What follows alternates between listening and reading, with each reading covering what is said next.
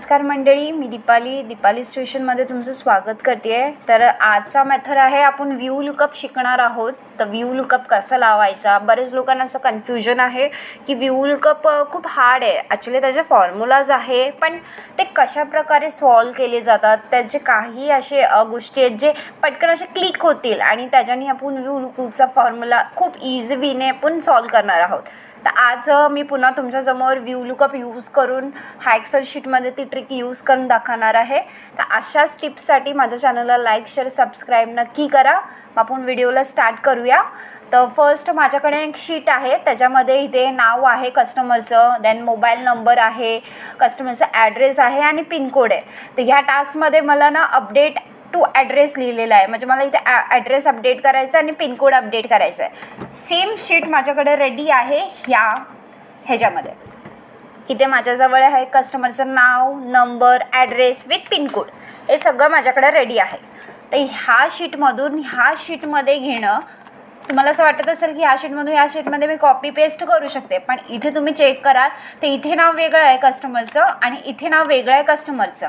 मग ऑब्वियसली हा डेटा वर खाली आहे। मग त्या प्रकारे आपल्याला व्यू लुकअपनीच हा फॉर्म्युला हा जो गणित आहे सॉल्व करता येणार आहे। तर काही काळजी करू नका, खूप इझी मेथडने मी शिकवणार आहे तुम्हाला व्यू लुकअप कसा लावायचा।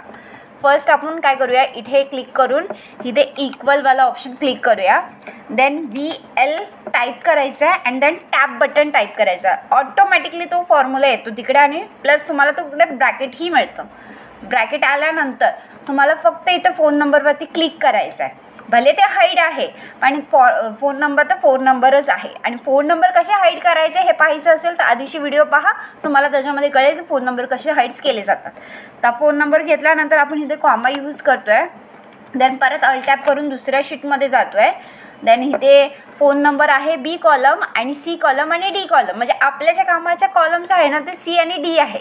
तर बीमध्ये आपण फोन नंबर्स आहेत, मग आपण पहिले बीवाला पूर्ण रो घेतो आहे। स्टेट बघा मी ॲरो कसं ठेवलं आहे, स्टेट ॲरो मी साईटला क्लिक करते आहे। साईटला क्लिक केल्यानंतर स्टॉप करते, कारण की आपल्याला फर्स्ट कॉलममध्ये ॲड्रेस अपडेट करायचा आहे, म्हणून मी दोन्ही कॉलम घेतले।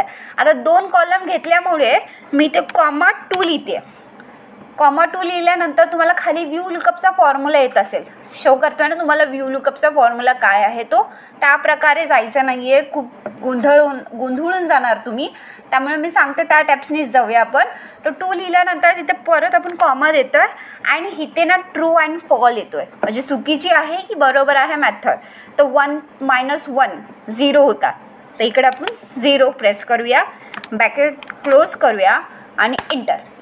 हे बघा इथे ॲड्रेस आलेला आहे। सेम मेथड ह्याच्यात पण घेणार आहोत, फक्त इथं थोडंसं वेगळं काय असणार आहे, इक्वल VL टॅप प्रेस करते आहे, फोन नंबरवाला कॉलम घेते आहे, देन कॉमा,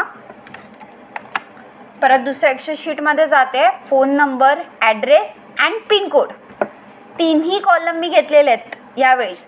लक्षात राहू दे, लास्ट टाइम मी 2 कॉलम घेतले होते आणि यावेळेस मी 3 कॉलम घेतलेत, कारण थर्ड कॉलममध्ये आपले पिनकोड आहेत। देन कॉमा, 3 कॉलम घेतलेत त्यामुळे आपण 3 प्रेस करतो आहे, देन कॉमा, म्हटलं होतं तुम्हाला लास्ट टाइम 1 - 1 0 होतात, देन 0 ब्रॅकेट क्लोज इंटर।